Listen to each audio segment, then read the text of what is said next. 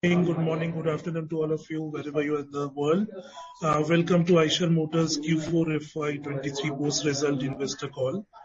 We have with us senior management of Eicher Motors, represented by Mr. Siddharth Lal, MD and CEO Eicher Motors Limited, Mr. B. Govindrajan, CEO of Royal Enfield and whole-time director Eicher Motors Limited. Mr. Vinod Agarwal will be joining shortly. He is the MD and CEO of Volvo Eicher joint venture and whole-time director Eicher Motors Limited, and Mrs. Vidya Srinivasan, Group CFO Eicher Motors Limited. So over to you, Sid. Hello everyone, and a very good evening to all of you, and thank you so much for joining at this late hour in India at least on our call for our Eicher Motors Limited earnings call for the quarter and the year ended March 31st, 2023. So overall, the financial year has been absolutely fabulous for Eicher Motors. We made really good progress towards our long-term vision, our goals, and have registered an absolutely stellar performance this year. So it's been our best ever financial and business performance, as it were, this year. And I'll begin with the highlights, business highlights for Royal Enfield. We registered our best ever sales of more than 834,000 motorcycles, so 834,000 motorcycles this year, beating our previous best, which was the pre-pandemic 2018-19 year. We also took huge strides in our international business front, and for the first time we achieved over 100,000 or over 1 lakh unit sales in export markets. So it's a big inflection point, we believe, because that's when also in the domestic market we had enormous growth. Of course, there are different challenges, but we have also started our CKD operation in Brazil this year, the previous year, which is an extremely high potential market. So overall, we have 4 CKDs. In addition to Brazil, it's Argentina, Colombia, and Thailand, all relatively large to very large potential markets. We also had 2 outstanding launches last year. Again, the first physical launch after pandemic was the Hunter in Bangkok with global media, which was really highly appreciated. The launch, the motorcycle, the refinement of this roadster style of motorcycle, which was absolutely fit for the city roads in Bangkok and also for longer distances. So it went off super well. We had our Super Meteor 650 launch in Jaisalmer in Rajasthan, with a long stretch of ride that we all were on with the global media again. And it really proved itself to be the absolute best middleweight cruiser in the world today. And that's the kind of reviews that we've gotten also, if you have had a chance to look at those. Both motorcycles are doing extremely well both in India and in international markets in their segments. So again, 2 successes, new product successes behind us in segments that we've not necessarily been in the past. And again, after a break of 2 years, we returned to Goa with our new format of riding, which we call Motoverse now. And we had 3 outstanding days of sound of motorcycles across Goa, but also entertainment, music, talks, art, shows, all sorts of things that really got the hearts and souls and bodies of our rider community moving. And it was extremely well taken. I believe even though we had absolute record numbers of over 14,000 visitors, I believe this year will be a hell of a lot more based on the success that we had last year. So it's been absolutely fantastic. It's also starting to become a bit of a global event with a lot of international participants also coming in. So that's the business highlights on Royal Enfield. Then we move to VECV, and just in time with Vinod also joining us now. Vinod Agarwal, as you can see, is on the screen, and We've had an absolutely tremendous year, an excellent performance in VECV this year. We had our highest ever sale of Eicher trucks and bus at over 77,000 units. And record performances in our other business segments, which is our VE Powertrain, where we sell engines to Volvo Group globally, at Volvo Trucks, where we distribute and sell Volvo trucks in India, and the engineering components business as well. We had robust profitability, improved profitability through the quarters, and improved market share across the board through in our light duty, medium duty, and heavy duty, and buses and Volvo truck segment. Everywhere we made huge strides, market share gains, and had a very successful year overall. We also celebrated 15 years of the joint venture with Volvo, so Volvo and Eicher. We had a lovely event in our state-of-the-art new manufacturing unit in plant in Bhopal, where the entire executive board or the management team of Volvo Group, all of them came down. They spent time with us in Bhopal and reconfirmed our commitment towards modernization of commercial transportation in India, and of working closely together between Volvo and Eicher in the coming years as well. So it was really a very good highlight last month in April with our 15th year anniversary of the joint venture. Coming to consolidated financials for Q4 and for the full year of ended March 31st, 2023. We had 5 quarters in a row of record revenue, which again, last quarter was record revenue for EML consolidated, and our best ever annual revenue. So for Q4, we had a revenue of over 3,800 crores, up 19%. And for the financial year, revenue at 14,442 crores, which is a 40% growth over last year.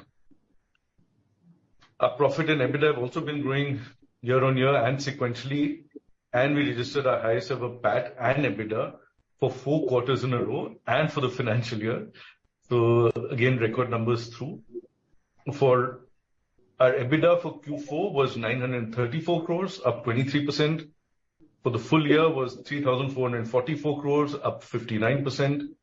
And PAT was at 906 crores, up 48%. And PAT at 2,900 crores, up 74%. So good absolute profit growth at EML. And EBITDA margin for the quarter stood at 24.5%, again 23.7%, and for the full year at 23.8% against 21% last year. So again, big growth in profitability as well from previous year. And overall, in the board meeting that we held today, the board of directors of Eicher Motors Limited has declared a final dividend of 37 rupees per share for the last year, implying a payout sum of 1,012 crores, which is around 35% of our profit after tax. And the dividend per share is the highest ever for EML and is around 76% higher than the previous year. In addition, the board has also approved a cash outlay towards capital expenditure for Royal Enfield business at 1,000 crores for the financial year 23-24. So this year that we're in already, which includes investment towards EV manufacturing, EV product development, and of course, product development for our internal combustion engine portfolio. So large chunk of it is only for product development in both ICE and EV. So that's the overview of Eicher Motors Limited. Now we will have we'll have Vinod Aggarwal talking to us about VECV. But before that, I'll hand over to Govind Rajan, CEO of Royal Enfield, to give us more detail about the business of Royal Enfield in the last quarter and in the last year. Over to you, Govind. Thank you, Siddharth. Hi everyone, hope you guys are doing well. Royal Enfield has been a spectacular year. Not only we registered the strong performance in the domestic market, as Siddharth was mentioning, we also crossed a very important milestone in our international journey, is about 100,000 motorcycles dispatches from India. Let me begin with some of the performance of this quarter and the year. For the Q4, we sold almost about 214,685 motorcycles, which is up by about 18% compared to last year. Our demand is continuing to stay very resilient. It's actually further getting aided by our new motorcycle launches, which we have done, which got an excellent response from our consumers. Our market share in the domestic market, in the motorcycle segment, especially on the 125cc and above, it grew to almost 33.5% compared to about 32.9% in the Q4 of financial year 22. For the full year, the total standalone motorcycle sales of Royal Enfield stood at almost about 834,895 motorcycles, registering a growth of almost about 38.4% compared to last year. And in the motorcycle market share, we gained almost about 7.2%, which is a record one. And we also gained almost about 31.3% market share in more than 125cc.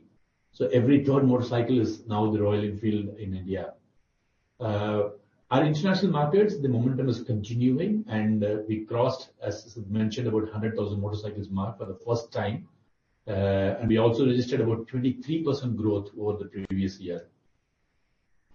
Despite the macroeconomic backdrops, our retail growth in the international market is ranging between 27 to 45% across various regions in the financial year 2023. Our market share in the middleweight segment across the markets has climbed, especially in Americas, about 7%, and APAC is almost about 8.9%, and EMEA is about 8.8%. We further strengthened our footprints in Americas with our fourth CKD plant in Brazil, which is very important for us to be looking at that market. And we also have plans to launch the CKD facilities, which we have signed up for Bangladesh and Nepal. At UK, we are actually implementing direct distribution by ourselves. We have already taken over in this month, and we are aggressively working on expanding our reach in the existing and a few newer international markets during this upcoming years. Happy to share with you, Royal Enfield has achieved the fourth strongest brand globally as per the Global Auto Report from the UK-based Brand Finance for the 2023. Royal Enfield is the only motorcycle brand to feature amongst the top 10 global brands in this. You all know on the product front, we have introduced two new exciting motorcycles, the all new Hunter 350 and the Super Meteor 650.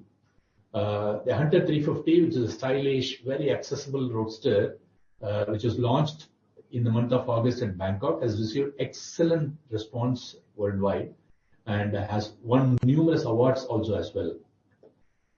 It won the Indian Motorcycle of the Year award, MOT 2023, India's most prestigious automotive award, among the several others. The Super Meteor we launched this year in January is performing very well. We have excellent response from the markets all over outside India also. We have a very good booking in Europe, Americas, and in the APAC region. Our non-motorcycling business is continuing to grow very, very consistently. Our endeavor to deepen rider engagement with their motorcycle has resulted in an outstanding growth in spares, accessories, apparels everywhere, and we have witnessed a growth of almost 32% year on year in this, led by the strong growth, especially in accessories business. On the EV journey, we have been making a steady progress. I can say EV journey is, and Royal Enfield is in the top gear now. Our intention is to create uniquely differentiated electric motorcycles with strong Royal Enfield DNA. We have commissioned a very, very capable team who are committing, and we started committing very deep investments in terms of product development and product strategy and in the product testing and development area. Currently, we have laid a robust long-term product and technology roadmap on the EV, and towards the developing supplier ecosystem is what is the focus as of now, which we are doing it. There are a lot of prototypes, testings which are going on in UP. That's why I said it is in the top gear. We are very committed. It's in full blast now. In addition, you all know we have made a strategic investment of almost 15 million euro in Stark Future in January 23. Now both the teams are working well, and they're collaborating very well to learn from each other and looking at what is the co-creation and the development which we will do, and how do we leverage each other's strengths. That's what is the works going on. In conclusion, at Royal Enfield, we had a very great year. But I must tell you, we have also even better one which is planned, which we will see it in time to come. And we have a very strong lineup of motorcycles for the year 24 and a robust plan of growth on the rebalance which we have articulated. Now I will request Mr. Vinod Agarwal to walk us through the VECV performance and updates. Over to you, Vinod. Thank you, Govind, and thank you, Siddharth. And very good evening to all of you. For VECV, last year was a record year in various respects. If you look at our overall sales, last year we closed at 79,623 units, trucks and buses, which was against our earlier peak of 72,969 in 18-19. So we have grown by 9% as against the earlier peak in 18-19, whereas the overall CV industry is still down as compared to the earlier peak. 3.5 ton and above industry, it is down by 15% as compared to the earlier peak of 557,000 units in 18-19 to 474,000. So industry is still lower than the earlier peak, whereas we have grown by 9%, which means that we have grown in market share in all our product lines. For example, in light and medium duty trucks, 5 to 18 ton, this year we have market share of 31.5%, and it is consistently improving year after year. Last year it was 30.2%. In buses, this year we have market share of 24.8%. Again, it is improving consistently year after year. Last year it was 21.9%. In heavy duty trucks, again, it's a very good steady growth year after year. Both Eicher and Volvo together, last year we had a market share of 8.3%, which was a year before 7.3%. So there has been consistent improvement in market shares all across. And we continue on our commitment towards increasing uptime to our customers. We are very, very advanced in the digitalization services.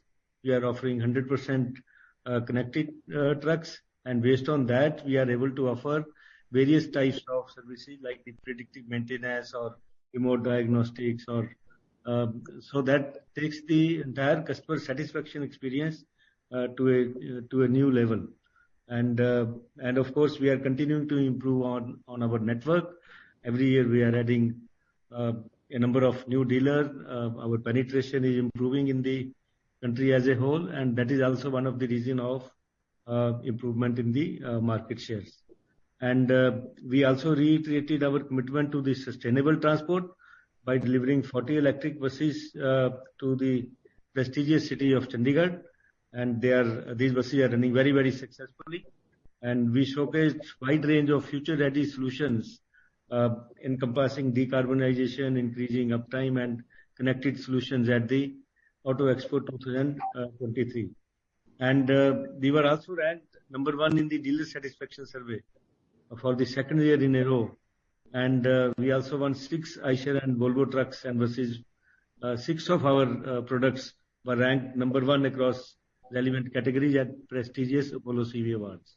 Now coming to the overall revenues, last year we closed with the total revenues of 18,952 crores, which have grown by 48.9% over previous year revenues of 12,724 crores. And for quarter 4, our revenues was 6,200 crores, which are up by 43.9% from last year quarter 4 of 4,307 crores. As far as EBITDA is concerned, for full year, we have EBITDA of 1,375 crores, which is at around 7.5%, grown by 92.1% over previous year EBITDA of 716 crores, which was at 5.9%. And for quarter 4, we have EBITDA of 619 crores, which is at 10.4%, as against the previous year quarter 4 of 288 crores at 6.8%. And then as far as the PAT is concerned, for full year we have PAT of 579 crores as against 111 crores last year, and for quarter 4 we have PAT of 319 crores from 99 crores last year. Now, of course, I hand it over back to Siddharth for closing remarks. Thank you, Vinod, and thank you, Govind. Before that, I think, after a couple of really tricky years previously, I think we've had a absolutely stellar performance in EML and VECV last year. It's been a year of consolidation in some way, because after all the all the different forces around the world in terms of the COVID and supply chain, all of that, it's been a settling year. It's been a year where we've all been able to settle down, get back to full focus as we do, and get back to our growth and profitability and development of future for both RE and VECV. So we've had a really solid year, and I'm delighted to say that the combined revenue, actually, if you look at it like that, which we don't in our financials, but if you just to combine EML, which is RE, and then VECV together, we have over 33,000 crore revenue now, and which equates to over $4 billion in revenue. So now it's really sort of starting to crank up and become a sizable company. And it's not just that. We've really set ourselves up for a very strong base now for the coming years and for the next phase of growth that we have. We see some points of inflection. We see that Royal Enfield has crossed 100,000 or 1 lakh units internationally, and we're seeing that the interest, the demand, the virtuous cycle of dealers making good money, of dealers wanting to have Royal Enfield outside of India, and then customers, big demand for our bikes, which is coming in. We're seeing a point of inflection there. We're seeing a significant point of inflection in VECV with heavy duty trucks, where for years and years we've been hard selling, but now it's really starting to move in its own momentum now, and it's starting to grow. And heavy duty trucks, we all understand, is in revenue terms is the lion's share of the commercial vehicle market, and we've reached a threshold level, I would say, of couple of thousand units per month, nearly to 1,000, 1,500, 2,000, even 3,000 in some months we've crossed in heavy duties. So it's been really strong, and we see that inflection coming up. And with all of this, we're delighted about our past performance, about how things are going, about how smoothly the company is operating, and in the new normal situation where there is a bit more choppiness than there was pre-pandemic, but we're able to manage all that because of our extremely focused approach in both Royal Enfield and VECV. We have a tremendously sharp focus and tremendously sharp leadership, and that's what I believe will be our biggest strength in the coming year. So thank you very much for joining us, and now we can have some questions. Sure, sir. So we can start the Q&A session. First question is from Jinesh Gandhi. Jinesh, you can ask your question.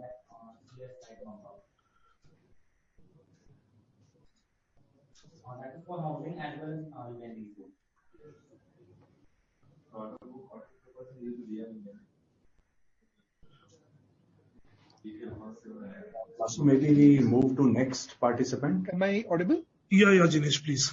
Yeah. Hi. Congrats on a great set of numbers. A couple of questions from my side. One is, can you talk about the driver of realizations and gross margins in this quarter for Royal Enfield, the standalone business? You want to? Yeah. So as far as sales is concerned, I think there's been a combination. As far as we've had a ASP growth in the quarter, which is really driven by a higher share of international volumes, which has happened. We've also had a bit of pricing impact because we've taken price increases on account of Hunter and Bullet in the past.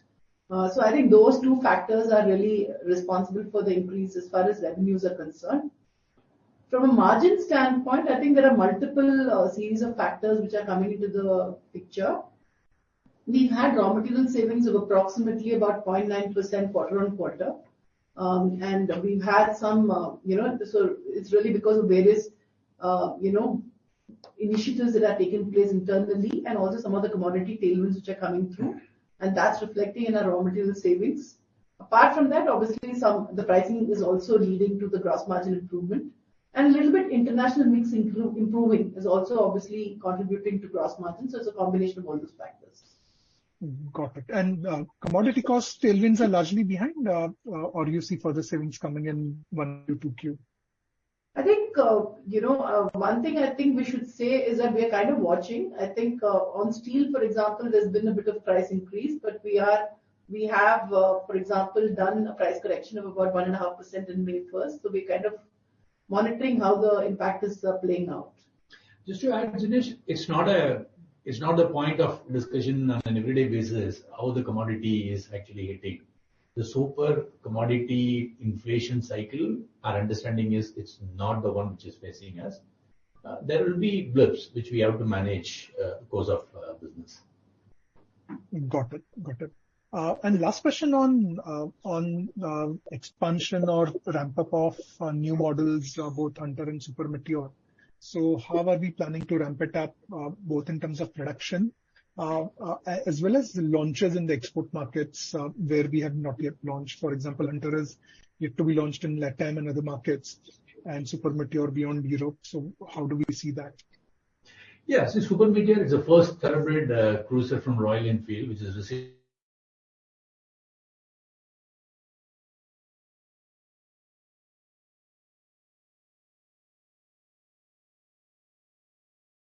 share it with you. We have already dispatched almost 4,000 plus Super Meteor across the globe. What's happening is there is more and more the demand is coming up. The team is also now working on how do we improve the productions, and we are on the process. You will see the production ramping up within the next weeks to months to come. So it will be constant ramp up increase which will take place. And product launches in the global market, primarily Hunter in LATAM and Super Meteor beyond Europe? Yeah. So we started launching market by market. Almost most of the market we have introduced. I mean, when we are talking in the last 2 days, even in Australia and all, our team is actually launching the Super Meteor. We have done a Hunter launch in USA. So depending upon the availability, depending upon the homologation in hand, we keep launching it. But as is a global. Sorry, Govind, I didn't mean to cut you off. But just to reconfirm that all of our products are global products. They will all have a place in every market, by and large. I mean, there may be a small exception here and there, but certainly, for example, in the case of Hunter, in the case of Super Meteor, they will go to pretty much every single market we have. Now, there's a cadence, as Govind said, because of homologation, because of market situation, because of seasonality in markets, all of that we prioritize some markets over others. But other than that, you're going to see all our products in every market. And over time, you're going to see that happen quicker. I can see the backtone or the background you're coming from is that, okay, look, it's been many months. Why isn't it globally? Yes, we understand. And we are, in our future products, we are trying to reduce the gap from global launch to availability across the globe, right? So we are trying to improve that further. Got it. Thanks and all the best. Thanks, Dinesh. Next, we have a question from Chandramouli.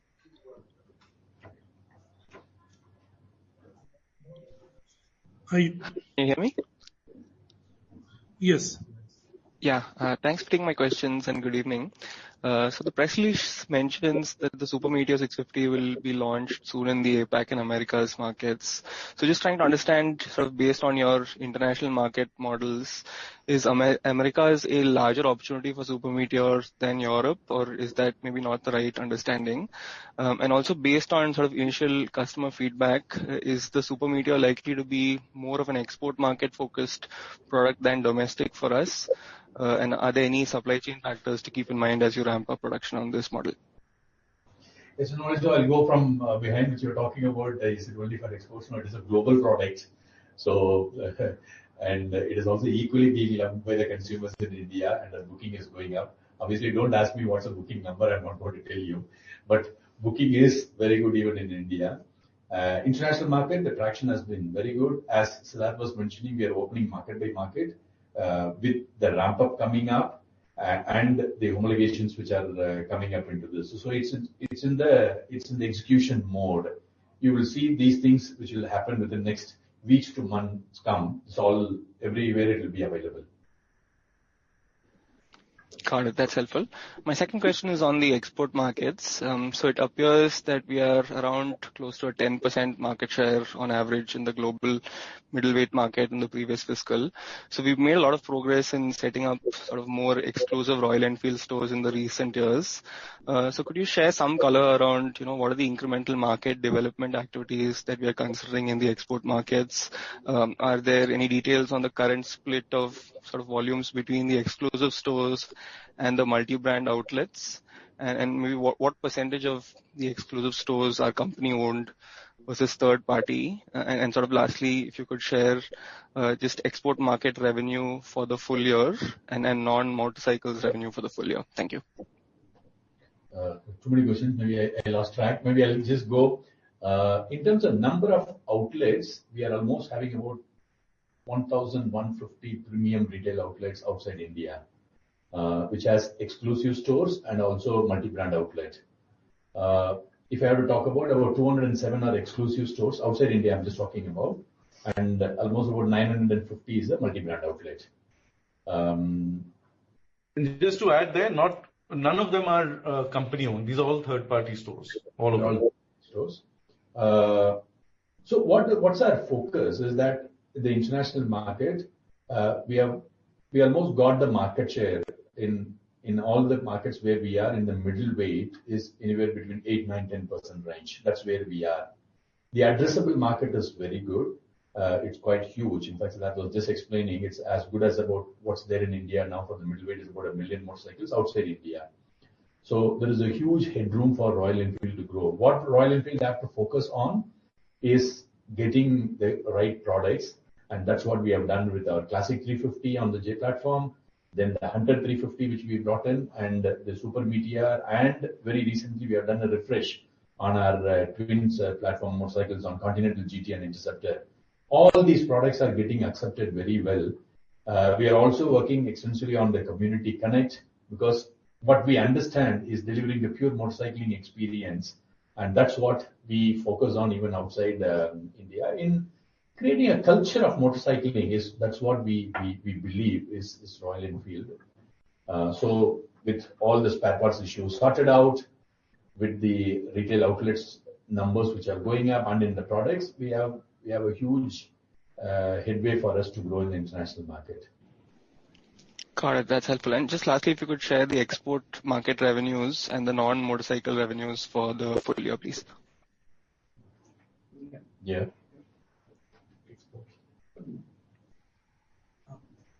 We'll come back to you on this, Chandramouli, when you're digging out the numbers. Sure. Thank you very much and all the best.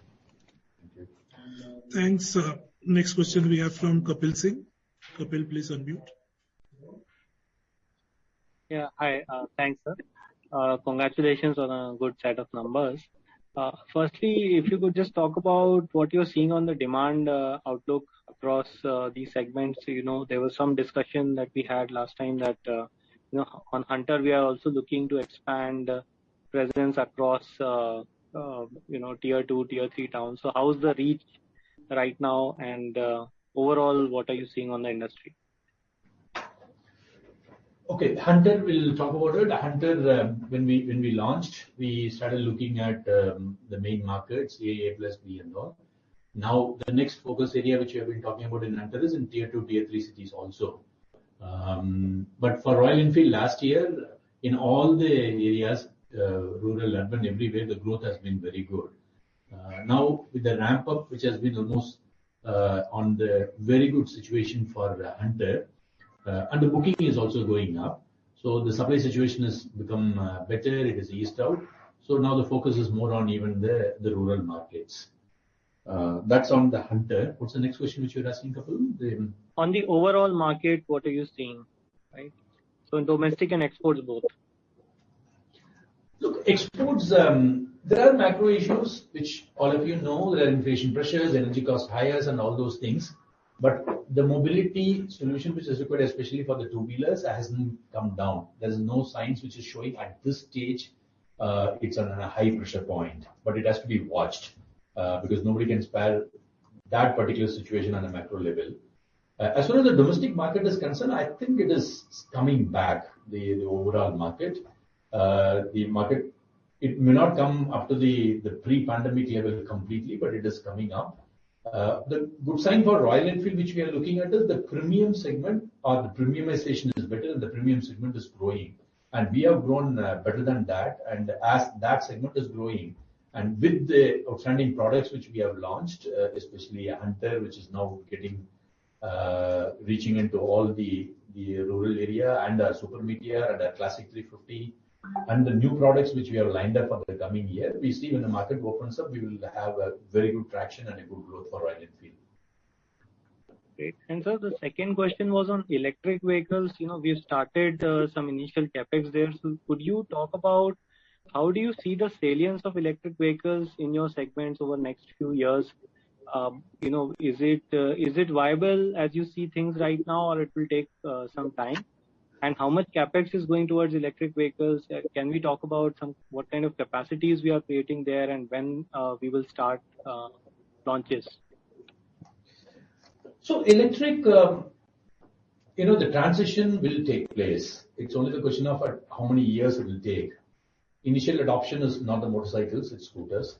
Over a period of time, the adoption will take place even in the motorcycle segment, because the cost, the total cost of ownership, if I have to put the battery cost and all the other costs which are there for a motorcycle of our nature, which is there, especially for the leisure motorcycles, it will be a bit tough because ICE will be cheaper in that way. But over a period of time, when the commodities like batteries and all those things, when the cost comes down, the TCO will come down, which will become a compulsory reason for the consumer to buy. But it may take few years. That's our understanding at this stage. What is important is even the ICE in the segment where we are, the premium segment, that is growing. And we see at least for a few years that the growth will be continuing. So we have to invest both in ICE and in EV, and that's what is the capital outlay which we have talked about. As I mentioned, about 1,000 crores, which is involving ICE new products and also EV. At this stage of the stage where we are in EV, our focus is more on product development rather than just the capacity enhancement. Capacity enhancement will come at a point of time, and we have done the strategy of at what point of time we have to build the capacity. But we have the factory space which are available at our Vallam facility. We will build up the line which is required for EV manufacturing also at that place. Any timelines you can share on the launch? When is it expected? The timing wise, I think it's up in public. A lot of people have been saying that 2025, 2026 and all. What we are working on, we have to get a product which is very disruptive when it comes at a point of time. It can't be, we are also their type. So our focus has been what sort of a product, what sort of an experience, what's the take for Royal Enfield when we come out with an electric motorcycle. So our product strategy work and what are all the products and the number of products at what point of time we have to come up. That all has been lined up. So our focus as of now is all about getting the product right and working with the ecosystem and the suppliers to see that all the capacities are blocked and get the motorcycle on. So you will see at an appropriate time when we come up. Maybe at an appropriate time we will come back to you and then say we are ready now. That's the time we are going to launch. Okay. Thank you so much. Have a good day. Thanks. Yeah. So I think I just confirmed the values that you guys were asking for. So international revenue is about 2,080 crores and non-motorcycles for the year is about 2,041 crores. Thanks. Next question we have from Amin Pirani. Okay. Yes. Hi. Thanks for the opportunity. I just had a follow-up on the export. So we know that the seasonality of exports is, slightly different from domestic. But especially in the last few months, we've seen a lot of volatility. Now, when I look at near-term numbers, March was very strong, but I guess that was because the Hunter exports, ramped up, and then April. So when I look at April, is it seasonality or is there some slowdown? Can you give some sense as to what you're seeing, at least for the very near term? Because I think we are past the stocking cycle for the riding season for the overseas markets, if I'm not wrong. So some color there would be helpful. I mean, our focus always, as we mentioned, we don't look at short term every week, every month how things are, right? But what we normally look at is for a long term, what is that we have to do for those markets? Our international market ambition is very high because the addressable market is very good and our product is getting accepted very well. The brand is being recognized very well. Everyone starts looking at Royal Enfield products are really gorgeous looking and exactly what they want. Simple, which has the relevant technology which is there in the market. With all these things, we see there's a huge potential for Royal Enfield to grow. April, 1 odd month, there are issues in some countries, there are port congestions which are there are strikes going on in some countries. One thing which we have to bring it to all of you is, in fact, in UK, we are taking over the distribution and from this month onwards, so there are some stocks which has to be adjusted and all those things. So these are all the operational metrics, which is what is being there. Riding season is starting now and our retails are becoming better. We have a clear vision of how do we become the leader in the international markets, for which all the activities which are required, that's where is the focus on that. Thank you. That's helpful. And just one question on financing. What would be the broad, retail penetration for you in India right now, and how do you see that moving? It's about 55%. Yeah, it's about 55% is our penetration. I think it's been, pretty consistent, and I think we do obviously see that over a period of time it will keep ramping up, but it's been pretty steady for us. Great. Thank you. I'll come back in the queue. Thanks a lot. Thanks. Next, we have a question from Pramod Kumar.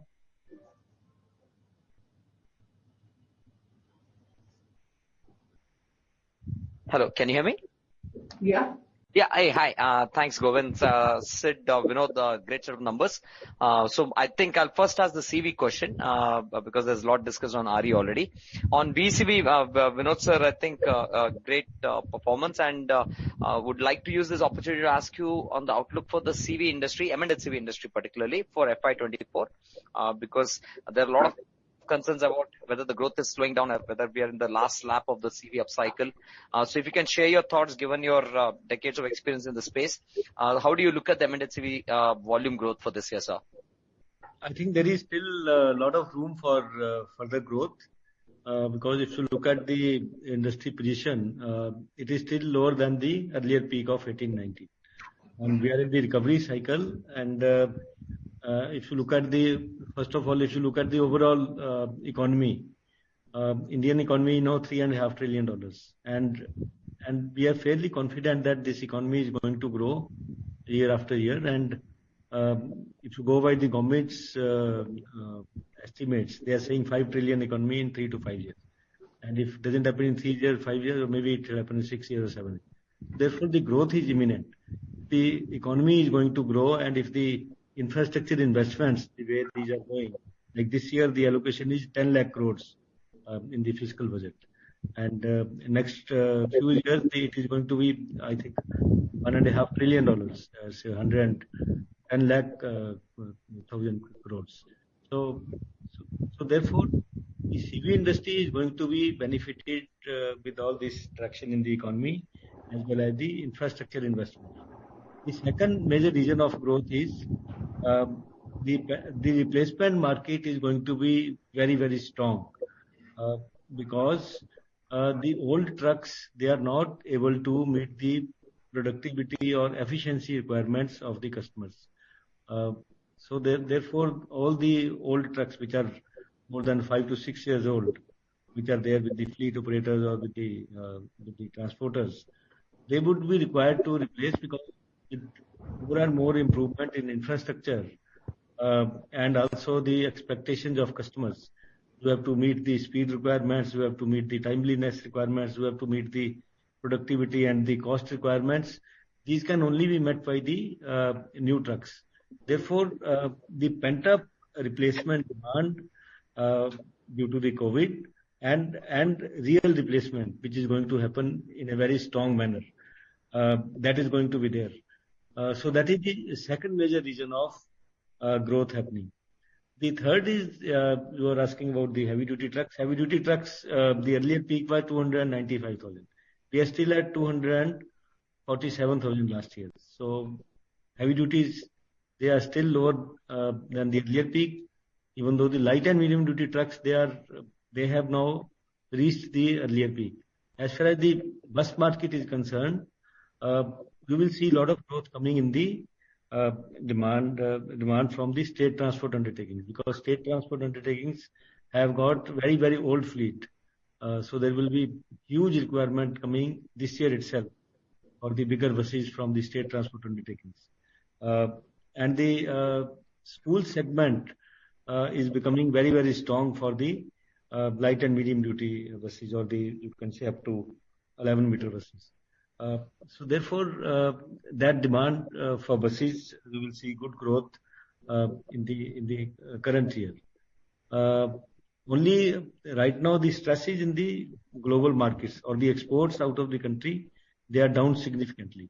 But they will also improve once the situation improves in the South Asian markets of Bangladesh and Nepal. Mostly the pain is there in Bangladesh and Nepal and Sri Lanka, of course.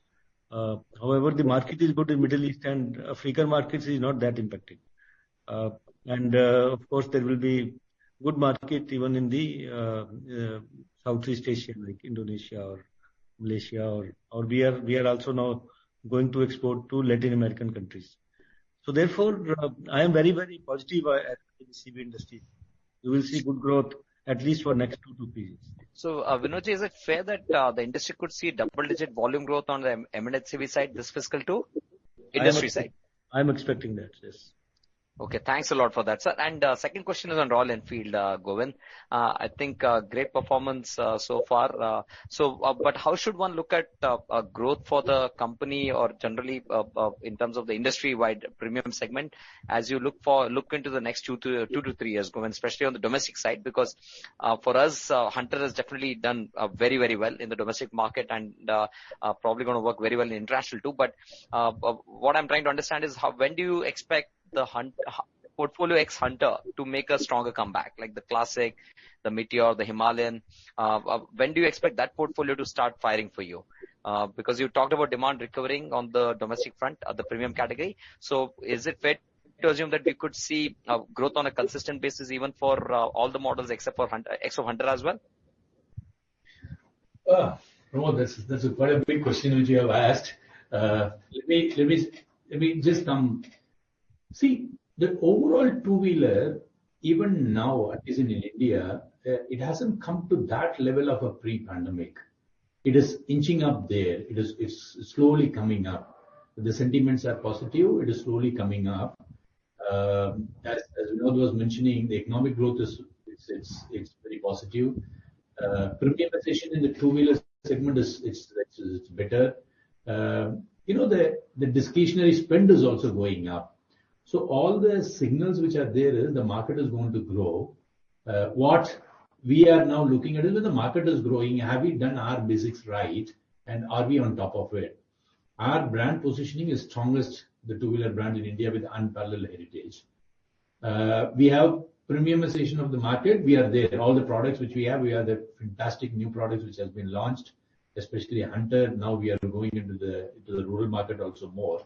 And we have about 2,100 premium distribution network. So India, I think with the product, with the network and the market development activities which we are doing, with the economic things which are getting opened up, we feel there is a good potential for us to also to grow. Even now, our market share in the motorcycle is only about 7-8%, right? So there is always a good potential for us to do that, because Royal Enfield looks at actually developing the market rather than looking at only taking a pie out of it. We always believe like that. International, the addressable market to promote is almost about 1 million units. There also we have a market share of only about 8-9% as of now.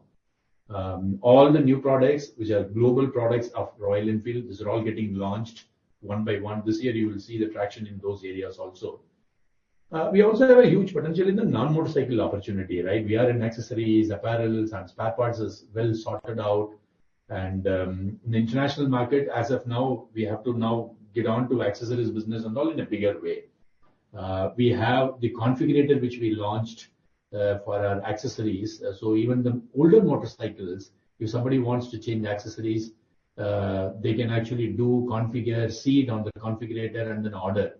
So what we are looking at is we are continue to focus on what is right for the company. When the market opens up, there is a possibility for Royal Enfield to really, really garner the market share promote. That's the confidence which we have.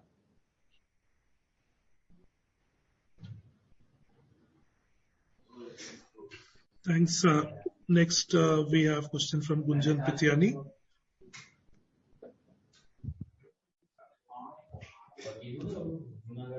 Hi. Thanks, Basu, and thanks, team, for taking my question.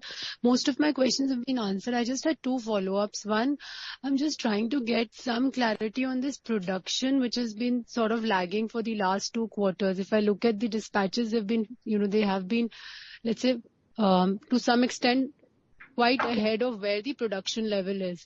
So is this a supply constraint that we're still facing? Is this, some deliberate inventory adjustment that we are doing? And particularly the production is lower for Meteor 350. So I'm just trying to get color on, what's going on for the last 6-7 months on the production side. I don't think we have any issues in the production, to be honest now. Having said, when you raised it, we'll also go through it. But I must tell you, Hunter, when we are looking at a point of time, what should be the capacity which we have to build, we build a particular capacity to a fantastic situation to be in, more than what we have invested and than what we thought. The Hunter has started doing very well. So we immediately started looking at a ramp up. So Hunter ramp up is almost done. The second new product is similarly Super Meteor. That also has come back as a positive thing to us, is that it's a good number. The booking is going up. International market, it is doing very well. But in the month of April, we had an OBD transition. So we have to be careful about the inventory. To that extent, we also did some adjustment in the overall inventory. Otherwise, production is not a constraint. Model to model, when the ramp up is taking place, maybe it will take some weeks and months, but it's all in the roll only. We don't need to worry about that. So I should read mostly this as a transition to OBD, that some level of inventory adjustment has played out in last couple of months. In the domestic market, yes. Yes. Okay. And the second, a little bit on the non-motorcycle business. Now, if I look at this, has gotten to about 15% of our, close to 14-15% of our revenues. Last year, of course, saw a big jump, but then motorcycle revenues last year were lower.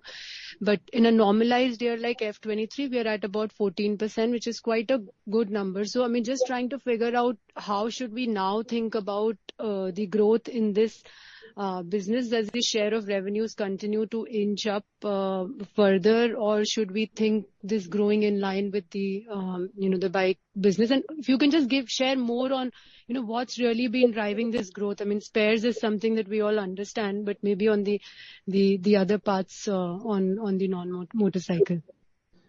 Yeah, maybe I'll just give you some color onto this. Our motorcycling accessories from nowhere, we are in a very good state now. We are adding more SKUs. Not just because we have to add SKUs and get business. Why we do this is it's all about how do we get the consumer to enjoy the comfort. So some SKUs are on comfort, some SKUs are on the style, some SKUs are on safety, some SKUs are for the experience if he has to go for a touring or something like that. So what we are looking at is in every product, what are all the SKUs which we can add in the accessories business, which gives him the experience which the consumer wants. So there is a lot of work which is happening in building the SKU for the GMA portfolio. That itself will bring in more revenue into this. We also brought in the configurator, Gunjan, in for the accessories because in our purchase cycle, when the new motorcycles are being purchased, during that time they can go through the Make It Yours platform on our website. So that's where they normally buy. That's where majority of the GMA purchase also takes place. But we also found for the older motorcycles if people want, so we brought in a configurator which we are extending. There is a traction which is coming up. In the apparel, we are once again looking at our riding gear range improvement, collaborations with the leading brands like Alpine Stars, TCX and all. So it's all about what sort of an experience which we will give in through this product, wherein the consumer will see, wow, I have a nice product from Royal Enfield, which we should actually buy. So that's how it's a business which has to give and revolve around the motorcycling. And that's where the focus is also within. Okay, got it. Sorry, just last question, if I can pitch in here, is on the Bullet. So Bullet still stays on the is still on the old platform, right? And now the OBD transition has happened. My guess is that it is compliant under the new norms. But if you can give us some color as to when this moves to the new platform, any timelines you can share? Bullet UC is, as of now, it is available and it is going. And at some point of time, Gunjan, we will do the transition. The way we have done the transition on the Classic 350 seamlessly, which you yourself have asked, is there any older inventory which is left out? We are good in the transition, so we will do the transition smoothly. Okay, got it. Thank you so much. Thanks. Next, we have a question from Raghunandan.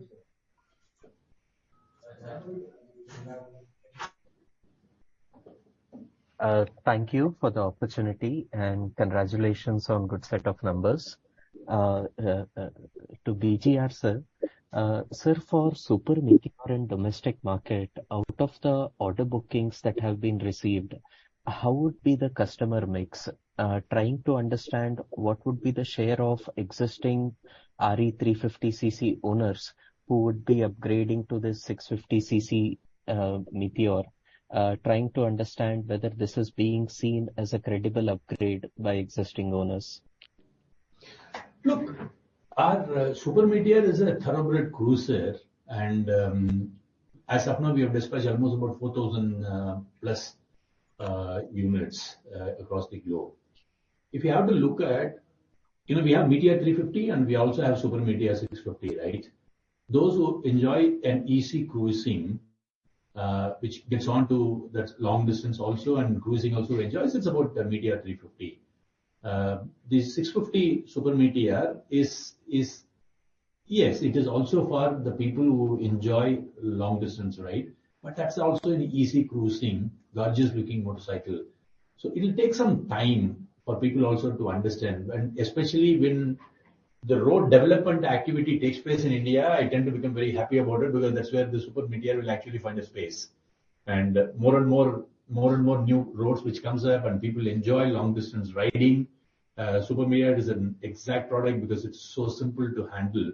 On the upgrade cycle, whether the 650cc people will directly move there because it's, Continental GT is, the people who love that Continental GT is one set of consumers. They enjoy the style, they enjoy the customization which can be done on that.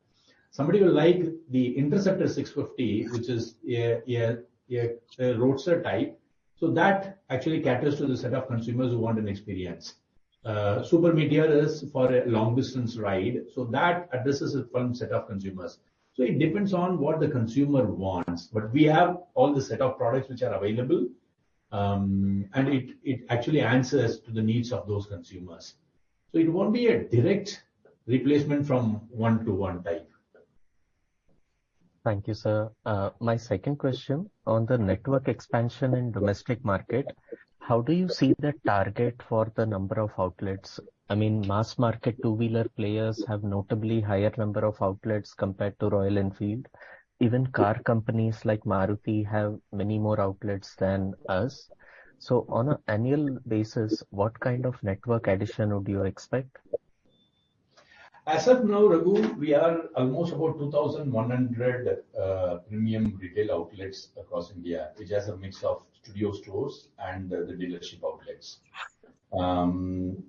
What is more important to look at is the market is also growing. Some area where at a point of time the auto cluster, which had been very good, so probably would have been there, and we also gone in for stores there. In some areas, when the auto cluster is coming up, at that area, we were not present. So now the focus to the team is actually to look at, because we went in for a particular expansion, now what we have to look at is, it is always proliferate, consolidate, and proliferate. That's how we should actually look at any of these strategies. We should not blindly proliferate because we are very conscious of the dealer profitability, and we give utmost importance for every outlet's profitability for the dealers. So to that extent, our focus as of now is optimal reach is what is required. If we have to increase numbers in the area where the auto clusters are coming up, we will go there. In the area where the auto clusters are not okay, we will refine that area because we have different formats and we will actually adopt that format. So if I have to tell you in one sentence now, it's all about optimizing the entire retail network. Thank you, sir. That's very helpful. That's all from my side. Have a good day. Thanks all. Due to time constraints, this was the last question. I'd like to hand over to Sid for his closing comments. Over to you, sir. Thank you all so much for joining us so late in the evening in India, at least. And yeah, we're absolutely delighted about, like I said, our performance last year. I think it was absolutely fabulous. We've had a good start into this year, and we've lots of exciting things both on the RE side, on the VC side, new products, new initiatives, and of course, a lot of work being done on the EV journey as well. So lots of interesting things in EML and in VCV. So thank you very much once again for joining us, and look forward to seeing you in next quarter. Bye-bye. Thanks. I can see many follow-up questions or few questions unanswered. So I'd request all of you to reach out to the IR team for all your queries. Thanks. That's all from us. Thank you. Thank you. Thank you.